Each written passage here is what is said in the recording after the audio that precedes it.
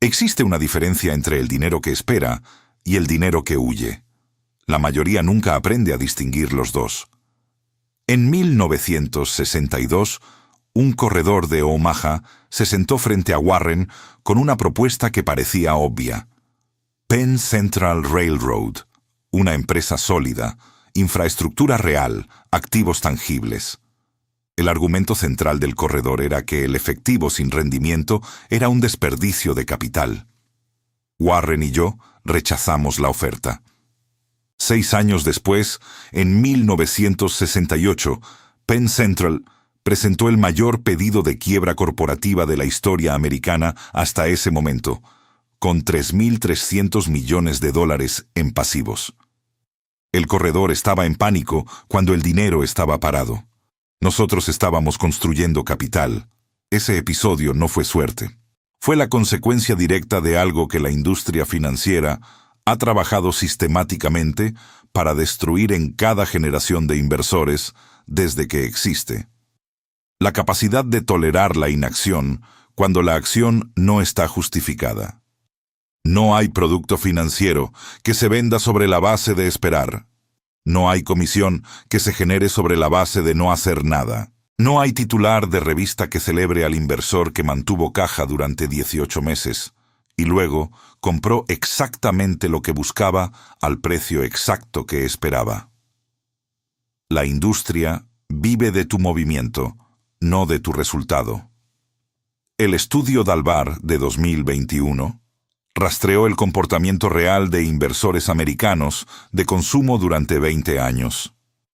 Entre 2001 y 2021, el índice Standard & Poor's 500 entregó 7,47% anual. El inversor promedio de ese mismo periodo obtuvo 2,9%. La diferencia no era de acceso a información, no era de inteligencia, era de frecuencia de acción.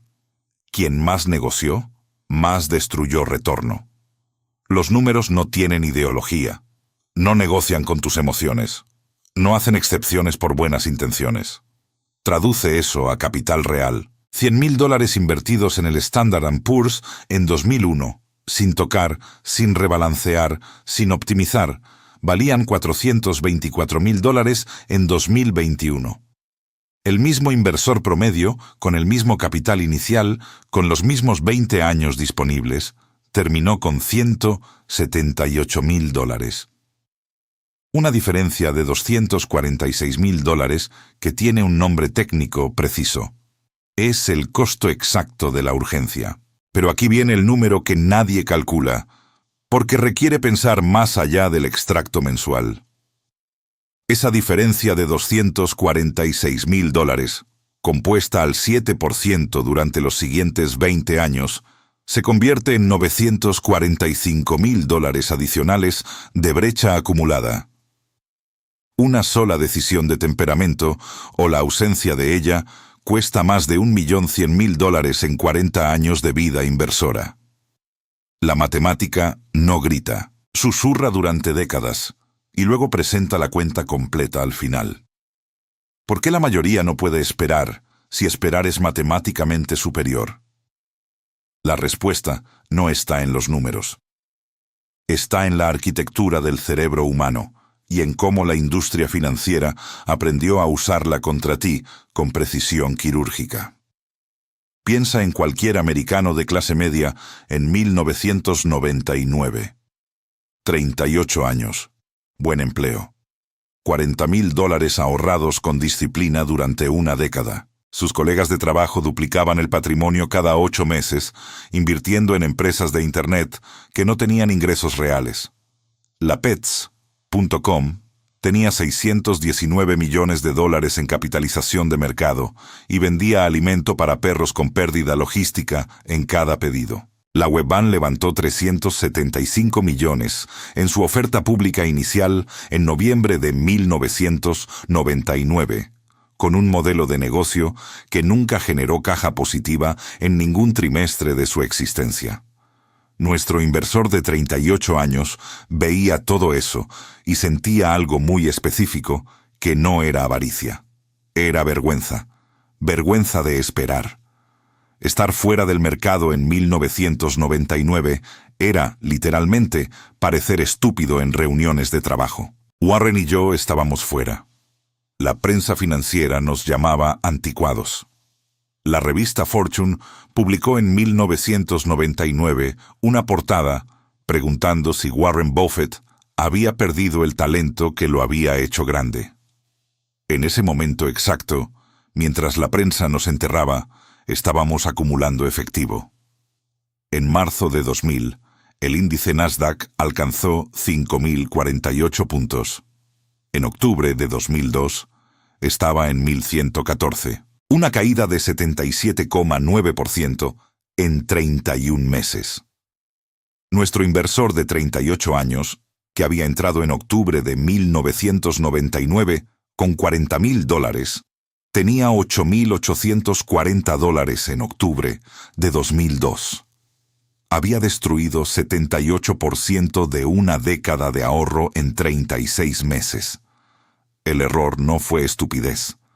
Fue la incapacidad de soportar el costo social de parecer equivocado antes de estar en lo correcto. Daniel Kahneman y Amos Tversky documentaron en 1979, en la Prospect Theory, que la intensidad psicológica de una pérdida es 2,25 veces mayor que el placer de una ganancia equivalente.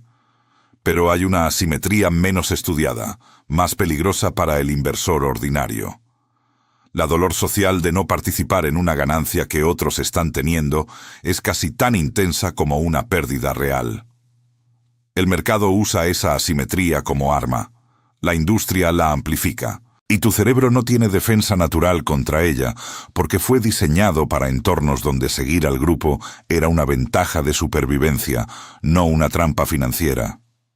¿Cuántos años necesitó ese inversor para recuperar los $40,000 originales? El Nasdaq no volvió al nivel de 5.048 hasta abril de 2015. 15 años. Si hubiera mantenido los $40,000 en bonos del Tesoro americano al 5% anual durante ese periodo, en 2015 tendría $83,157.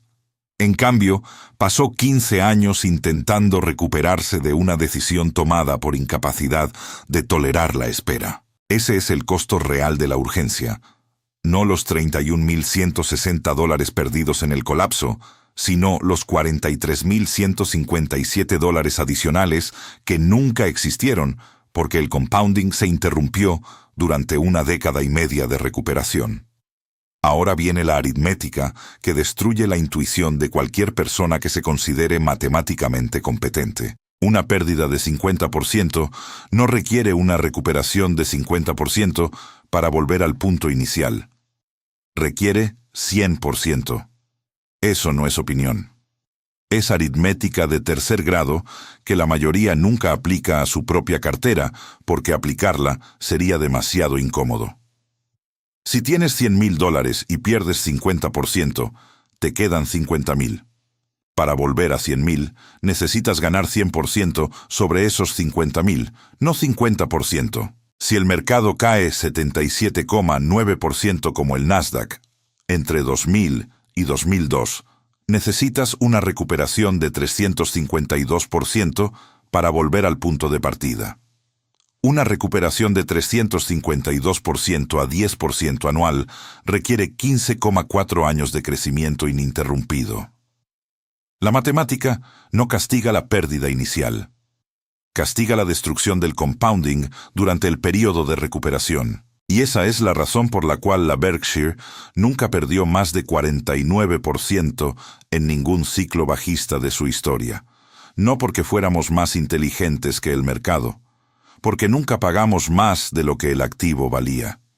Y nunca pagamos más de lo que el activo valía porque esperamos. En 1973 y 1974, Warren y yo observamos la bolsa americana caer 45% en 24 meses. La mayoría de los gestores vendió. Vendieron porque tenían clientes que no podían tolerar ver caer sus portafolios en los estados de cuenta trimestrales. Vendieron porque sus empleos dependían de parecer prudentes, no de ser correctos. Nosotros compramos Washington Post Company en 1973 por $10,6 millones. Era una empresa con $400 millones en activos tangibles verificables. Pagamos $10,6 millones por $400 millones en valor. Esperamos el pánico que crearía ese descuento. 20 años después, esa posición valía $1.700 millones. Un retorno de 160 veces el capital original en 2 décadas. Pero la pregunta que eso genera es más perturbadora que el número en sí. Si sabes que esperar por el precio correcto produce retornos de 160 veces en 20 años, ¿por qué todavía sientes que no puedes esperar 3 meses por el precio correcto hoy? La respuesta tiene nombre técnico. Kahneman lo documentó como action bias, la tendencia del cerebro humano a preferir la acción sobre la inacción, incluso cuando la inacción es matemáticamente superior. Fue estudiado en porteros de fútbol durante penales. En el 94% de los casos, el portero salta hacia un lado, aunque quedarse en el centro sea estadísticamente más eficiente para detener el disparo. ¿Por qué? Porque saltar y fallar parece mejor psicológicamente que quedarse quieto y fallar. El portero que no se movió y recibió el gol es criticado por no haber intentado nada. El que saltó y recibió el gol es elogiado por haberlo intentado. El resultado es idéntico. La percepción social es radicalmente distinta. Y esa distorsión de percepción social gobierna el comportamiento financiero de 90% de los inversores, tanto como gobierna el comportamiento de los porteros. El inversor que mantuvo efectivo y perdió un rally de 20% es llamado cobarde. El que entró en el máximo y perdió 35% es llamado desafortunado. El mercado y los medios financieros refuerzan el action bias sistemáticamente, porque la acción genera volumen, el volumen genera comisión, la comisión genera ingresos para la industria, no para ti.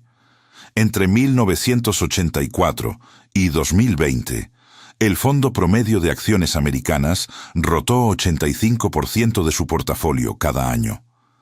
La Berkshire rotaba menos del 5%. El fondo promedio entregó 9,1% anual durante ese periodo.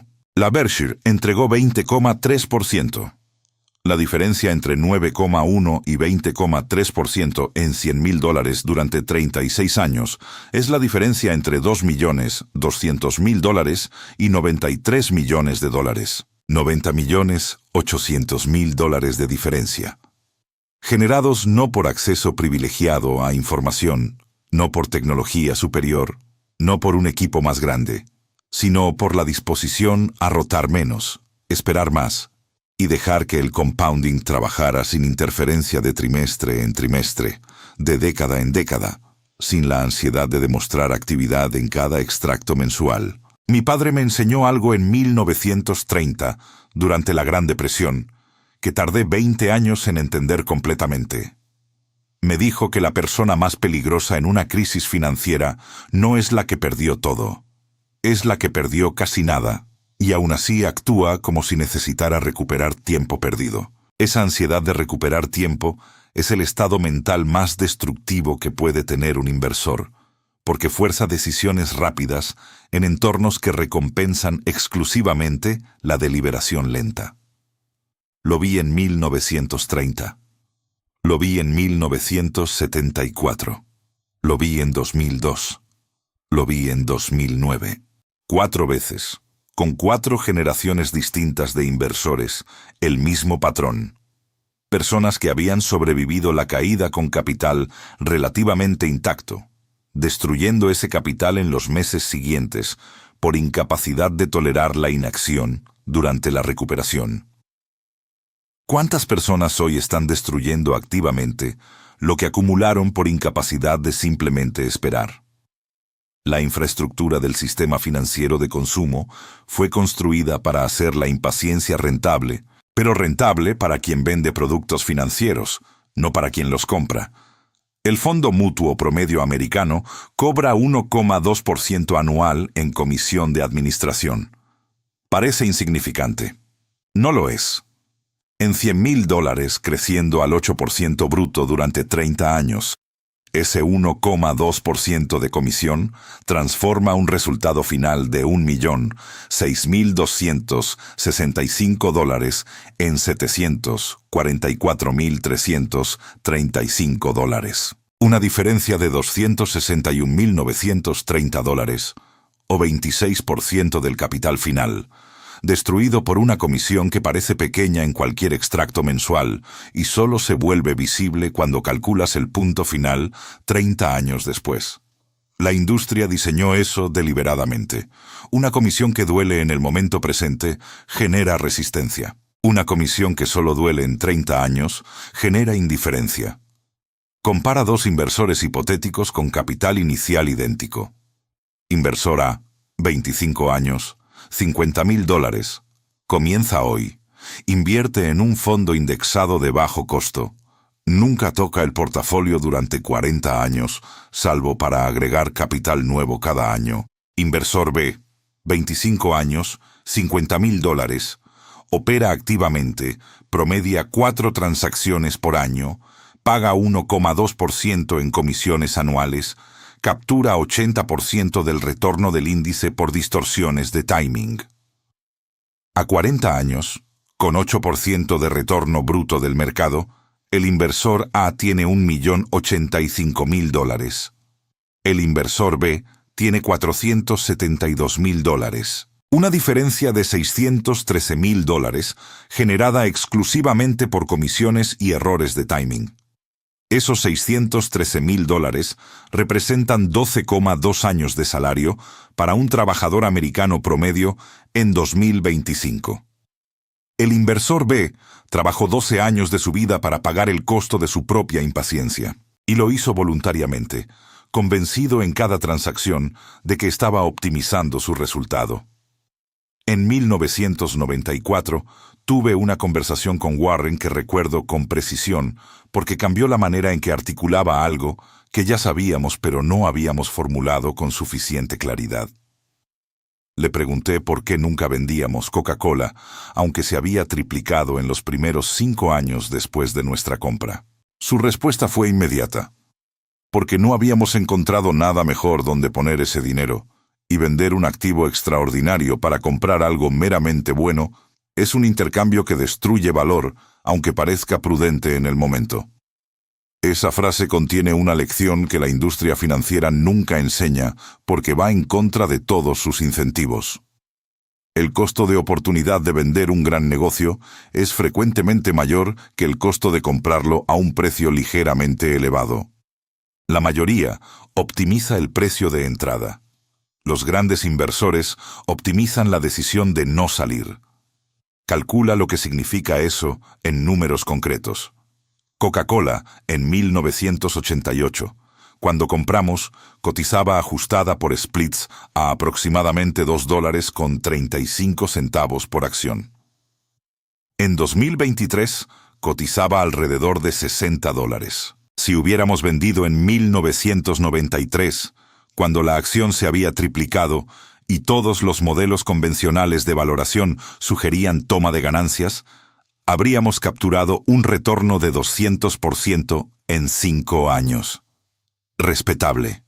Pero habríamos perdido el retorno de 2.442% adicional de los siguientes 30 años, más los dividendos crecientes que hoy representan 72% del capital original por año. La decisión de no vender en 1993 fue más valiosa que la decisión de comprar en 1988. Y nadie en ninguna escuela de negocios enseña eso porque no hay metodología que lo capture en una hoja de cálculo de valoración estándar. El costo de oportunidad tiene una segunda dimensión que es aún más difícil de calcular y más destructiva cuando se ignora. No es solo el costo de vender algo bueno demasiado pronto, es el costo de no comprar algo extraordinario porque el precio parece elevado en el momento. En 1997, Amazon cotizaba a $1.96 ajustado por splits. La mayoría de los analistas de valor La descartaba porque no tenía utilidades. Tenía ingresos crecientes, participación de mercado expandiéndose y un modelo de negocio que destruía los costos de distribución física. No compramos Amazon, no porque no viéramos el modelo, porque no teníamos suficiente certeza sobre la velocidad de adopción del comercio electrónico para justificar el precio relativo a otras oportunidades disponibles. En 2023, Amazon cotizaba a $130, un retorno de 6.500% desde 1997. Ese es el costo de exceso de cautela aplicada al activo incorrecto. La paciencia es una virtud cuando se aplica a esperar el precio correcto en el activo correcto. Se convierte en un vicio cuando se aplica a evitar activos correctos por incertidumbre sobre el timing exacto. Esa distinción entre paciencia productiva y parálisis improductiva es la más difícil de aprender en 50 años de inversión y la más fácil de confundir en el momento de decisión. La paciencia productiva espera el precio correcto en el activo correcto ya identificado. La parálisis improductiva espera certeza absoluta antes de actuar, y como la certeza absoluta no existe en ningún mercado, en ningún momento, se convierte en inacción permanente disfrazada de prudencia. Warren y yo nunca esperamos certeza. Esperamos probabilidades suficientemente asimétricas. Cuando la probabilidad de ganar, multiplicada por la magnitud de la ganancia, excedía significativamente la probabilidad de perder, multiplicada por la magnitud de la pérdida, actuábamos. Cuando no excedía, esperábamos. Esa asimetría esperada fue el único criterio que usamos durante 60 años. Y produjo resultados que ningún modelo de optimización de portafolio convencional puede replicar, porque ningún modelo convencional está diseñado para valorar la opción de no hacer nada. Te voy a plantear algo que destruye el argumento central de la gestión activa de inversiones. Si tuvieras una máquina que generara exactamente el retorno del mercado, sin comisiones, sin errores de timing, sin costos de transacción, y la única condición fuera que no puedes tocarla durante 20 años, la mayoría de los inversores rechazaría esa máquina. No porque el retorno sea insuficiente, sino porque 20 años sin tocar algo activa el mismo mecanismo psicológico que activa no poder rascarse cuando algo pica. La incomodidad es real, aunque el daño sea imaginario. Pero la comisión explícita es el menor de los problemas estructurales. El mayor es el spread de comportamiento que la industria induce activamente. El estudio Dalbar documentó que entre 1993 y 2013, el inversor promedio en fondos de acciones permaneció en el mismo fondo apenas 3,3 años antes de cambiarse. 3,3 años. El compounding serio comienza a manifestarse en 15 años. La industria vende el cambio como optimización, porque cada cambio genera nueva comisión de entrada, nueva comisión de salida, nuevo spread entre precio de compra y precio de venta. Cada transacción es invisible en el extracto mensual y devastadora en la cuenta de 30 años. Y aquí está la crueldad matemática de ese sistema. No te cobra en el momento en que actúas, te cobra décadas después, cuando ya no puedes conectar la causa con el efecto. En 1988, Warren y yo compramos 6,2% de Coca-Cola por $1.020 millones. En 2023, esa posición valía $24.100 millones, sin contar los dividendos anuales que hoy suman $736 millones por año. 736 millones anuales sobre una inversión original de 1.020 millones representa 72% del capital original recuperado cada año solo en dividendos. 35 años de espera generaron un activo que ahora se paga completamente a sí mismo en dividendos cada 16 meses. Si hubiéramos optimizado esa posición 10 veces durante ese periodo, como cualquier consultor financiero convencional hubiera recomendado en nombre de la diversificación y la gestión de riesgo, habríamos generado comisiones y destruido el compounding. Esperar no fue pasividad. Fue la decisión más activa y más costosa en términos de disciplina que tomamos. Y el mercado nos pagó 23.080 millones de dólares en apreciación por esa disciplina. Compara eso con lo que sucedió en 1987. El lunes 19 de octubre, el mercado americano cayó 22,6% en un solo día. La mayor caída porcentual diaria en la historia del mercado americano hasta ese momento. 22,6% en una sola sesión de trading. 15 meses de ganancias promedio evaporadas en 6 horas. Warren y yo teníamos efectivo ese día. No porque hubiéramos predicho el crash. Nadie predijo el crash con precisión operacional. Teníamos efectivo porque en los meses anteriores no encontrábamos activos lo suficientemente baratos para justificar pagar los precios que el mercado pedía. Ese aparente fracaso de encontrar oportunidades nos dejó con liquidez exactamente en el momento en que el pánico creó las mejores oportunidades de la década. 3 años después del crash de 1987, quienes compraron ese día habían duplicado su dinero. Quienes vendieron en pánico tardaron 6 años en recuperar lo perdido y nunca recuperaron el compounding destruido durante esos 6 años de reconstrucción. El efectivo no era pereza. Era la opción de compra más barata disponible en el mercado. Una opción que no tenía precio de ejercicio fijo, no tenía fecha de vencimiento y podía ejecutarse en cualquier momento que el pánico creara el descuento adecuado.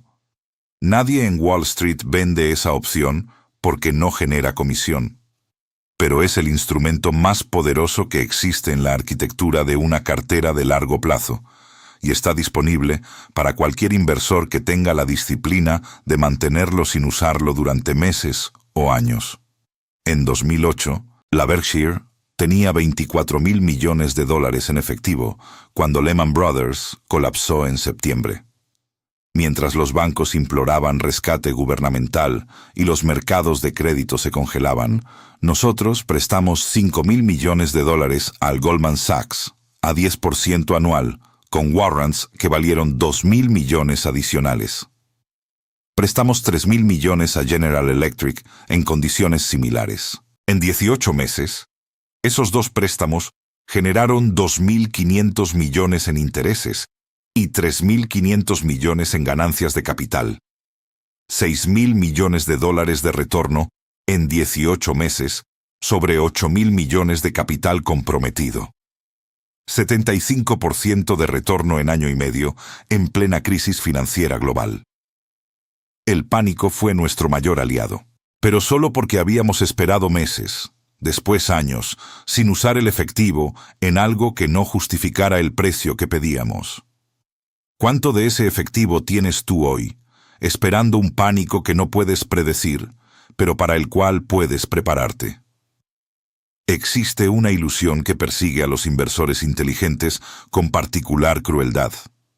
La de que el compounding requiere monitoreo constante para funcionar. Requiere exactamente lo contrario. El compounding se maximiza cuando lo abandonas por períodos prolongados sin interferencia. Benjamin Graham escribió en El inversor inteligente, un libro que leí en 1950 y que alteró permanentemente mi estructura de pensamiento, que el mercado es un mecanismo de transferencia de dinero de los impacientes a los pacientes. Esa frase parece simple. Esconde una aritmética que tarda décadas en revelarse completamente. Si invertiste $10.000 en la Berkshire Hathaway en 1965, cuando cotizaba a $19 por acción y nunca tocaste esa posición, en 2023 tenías 544 millones de dólares. Si hubieras rebalanceado anualmente, optimizando la posición como cualquier asesor financiero responsable recomendaría, capturando solo la mitad del retorno por distorsiones de timing y comisiones acumuladas, tendrías 272 millones. La diferencia entre hacer algo y no hacer nada en ese caso específico es 272 millones de dólares. La aritmética del compounding es profundamente contraintuitiva porque los mayores retornos llegan en los últimos años, no en los primeros. Los primeros 20 años de $10,000 al 20% anual producen $383,376. Los últimos 20 años, del año 40 al año 60, producen $232 millones. 98% del resultado final está concentrado en el último 55% del tiempo total. La mayoría interrumpe el proceso durante los primeros 20 años, cuando parece lento, cuando los números no impresionan a nadie en una cena, cuando los colegas con estrategias más activas parecen progresar más rápido. Y nunca llegan a los últimos 20 años, cuando la matemática se vuelve obscena. Están cambiando la fase de acumulación exponencial por sensación de progreso lineal. Es el intercambio más costoso que existe en finanzas personales, y se hace voluntariamente, millones de veces por año, por personas que en otros contextos se consideran racionales. Voy a darte un número que destruyó mi disposición para actuar sin criterio en 1950, cuando tenía 26 años y acababa de terminar de leer a Graham por segunda vez. La pregunta que eso plantea no es si eres más inteligente que el promedio.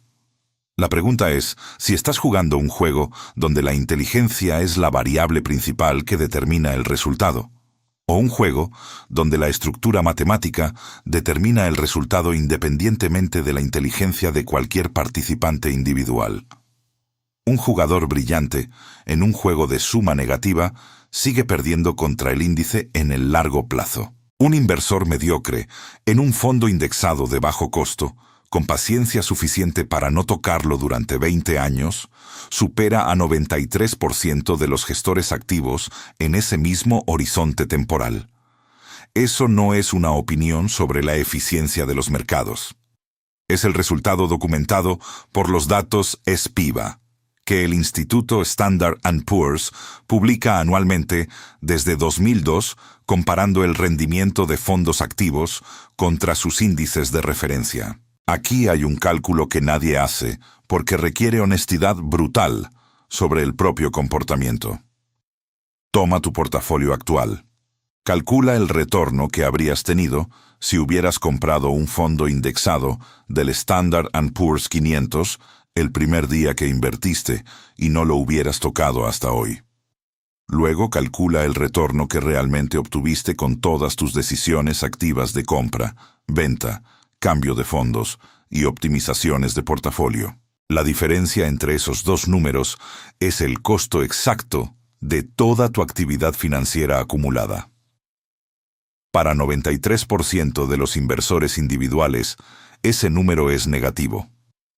Significa que cada decisión activa que tomaron, en promedio, destruyó valor comparado con la alternativa de no hacer nada. Ese es el resultado más incómodo que existe en finanzas personales, porque implica que la mayoría de las personas estaría mejor si delegara todas sus decisiones financieras a un mecanismo pasivo y se prohibiera a sí misma interferir con él durante 20 años.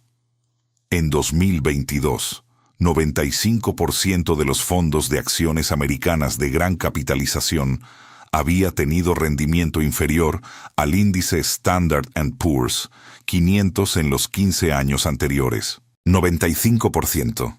No en un año malo. En 15 años, que incluyeron 2 crisis severas, una pandemia global y múltiples ciclos de expansión y contracción. 95% de los gestores profesionales, con equipos de analistas, con acceso a información institucional, con tecnología de ejecución sofisticada, fallaron en superar un índice que cualquier persona puede comprar hoy por 3 centésimas de punto porcentual en comisión anual. Si 95% de los profesionales no pueden hacerlo, ¿qué hace pensar que tú, con 30 minutos por semana disponibles para analizar mercados, vas a estar en el 5% restante? Aquí está la provocación que nadie en la industria quiere que escuches con claridad. La paciencia no es una virtud suave y admirable, Es una ventaja competitiva brutal y cuantificable que la mayoría de los participantes del mercado es estructuralmente incapaz de mantener. Ahora te planteo la pregunta que cierra todo lo que hemos construido en los últimos 55 minutos. Tienes los números, tienes la historia, tienes la aritmética del compounding, tienes los datos Dalbar sobre el costo de la actividad excesiva, tienes los datos SPIVA sobre el fracaso de la gestión activa, tienes el caso de la Berkshire como prueba empírica de que la paciencia extrema produce resultados que ningún modelo activo puede replicar. Tienes el caso del inversor de 1999 como prueba de que la urgencia social destruye capital matemáticamente. Tienes el cálculo de $494 por día que cuesta cada día de retraso al inicio de la vida inversora. Tienes el cálculo de $174,000 que cuesta un año de efectivo innecesario comparado con el siguiente mejor activo compuesto 30 años. Sabes todo eso ahora. Y mañana por la mañana, cuando abras la aplicación de tu banco y veas tu dinero en efectivo sin aparente rendimiento, vas a sentir exactamente la misma urgencia que sentiste ayer. La misma que siente cada inversor que ha escuchado esta misma aritmética durante décadas y sigue actuando en contra de ella. Porque el problema nunca fue la información. El problema es que entre saber y hacer existe una brecha que ningún número cierra por sí solo. Una brecha que solo se cierra con la decisión deliberada y repetida de actuar de acuerdo con lo que entiendes, en lugar de actuar de acuerdo con lo que sientes. Mi padre me mostró eso en 1931, durante el segundo año de la Gran Depresión. Teníamos un vecino en Omaha que había perdido 70% de su patrimonio en el crash de 1929. En 1931, ese vecino contrató a un asesor financiero que le prometía recuperar las pérdidas con una estrategia de rotación sectorial activa. Pagó ese asesor durante 10 años. En 1941 tenía menos patrimonio que en 1931, después de 10 años de mercado alcista, que había más que triplicado el índice desde el fondo de 1932. El asesor había cobrado durante una década. El cliente había pagado durante una década. El mercado había subido durante una década. El cliente terminó más pobre en términos reales. Mi padre usó ese ejemplo para enseñarme que en finanzas, a diferencia de casi cualquier otro servicio profesional, pagar más frecuentemente produce peor resultado. El médico que opera más te cura más rápido. El abogado que trabaja más horas gana más casos. El asesor financiero que transacciona más destruye más valor. Es la única profesión donde la actividad es inversamente correlacionada con el resultado para el cliente. En 1965, cuando Warren y yo comenzamos a transformar la Berkshire de una fábrica textil moribunda en un vehículo de inversión, tomamos una decisión que en retrospectiva parece obvia, pero que en el momento era contraria a todo lo que la industria recomendaba. Decidimos que no tendríamos un precio objetivo para ninguna de nuestras posiciones. No un precio al que venderíamos si el activo subía lo suficiente. No un stop loss al que venderíamos si el activo bajaba lo suficiente. Solo un criterio de compra, basado en valor intrínseco con margen de seguridad. Y luego, espera indefinida mientras el negocio subyacente continuara generando retorno sobre el capital empleado superior al costo de capital. Esa política nos costó oportunidades de tomar ganancias en activos que luego cayeron y pudimos haber recomprado más barato. Y nos generó los retornos más grandes de la historia de la Berkshire en activos que nunca habrían vuelto a estar disponibles al precio original si los hubiéramos vendido. El balance de esa política en 60 años es tan asimétrico a favor de no vender que hoy la considero la decisión de gestión más importante que tomamos. Más importante que cualquier compra individual. Charlie Munger, A los 99 años, mirando hacia atrás sobre 77 años de mercado, vio exactamente dos categorías de inversores que construyeron patrimonio generacional. Los que compraron activos extraordinarios a precios razonables y esperaron décadas. Y los que compraron activos ordinarios a precios extraordinariamente bajos durante pánicos y esperaron la recuperación. Ambos comparten una única característica que no aparece en ningún libro de texto de finanzas, porque no puede enseñarse en un semestre académico. Tolerancia sobrehumana para parecer equivocados durante meses o años antes de estar en lo correcto. Para sostener una posición mientras el mercado, los medios, los colegas y a veces su propio instinto les dicen que están perdiendo el tiempo. Para mantener efectivo cuando todo sube y parecer cobardes. Para mantener posiciones cuando todo cae y parecer obstinados.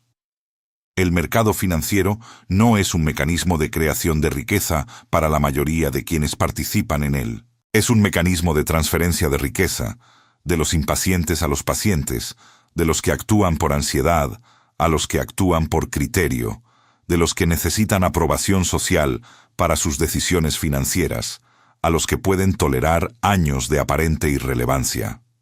Eso no es filosofía. Es el resultado de 100 años de datos históricos documentados en mercados de 4 continentes, en períodos de expansión y contracción, en entornos de inflación alta y baja, en ciclos tecnológicos completamente distintos. La conclusión es siempre la misma. La pregunta final no tiene respuesta confortable, y la he hecho durante 70 años sin escuchar una respuesta que me satisfaga completamente, ni siquiera de mí mismo. Sabes que esperar es correcto. Sabes que el costo de la urgencia es matemáticamente calculable y devastador en el largo plazo. Sabes que 93% de los inversores activos pierden contra el índice. Sabes que cada año de retraso cuesta $494 diarios en patrimonio futuro. Sabes que una comisión de 1,2% destruye 26% del capital final en 30 años. Sabes todo eso. La pregunta es una sola. ¿Eres capaz de actuar de acuerdo con lo que entiendes durante meses, durante años, mientras todos a tu alrededor parecen progresar más rápido, mientras el mercado sube sin ti, mientras los titulares te gritan que estás perdiendo la oportunidad de tu vida? Nadie ha respondido eso satisfactoriamente en 99 años. Ni siquiera yo. Todas las veces.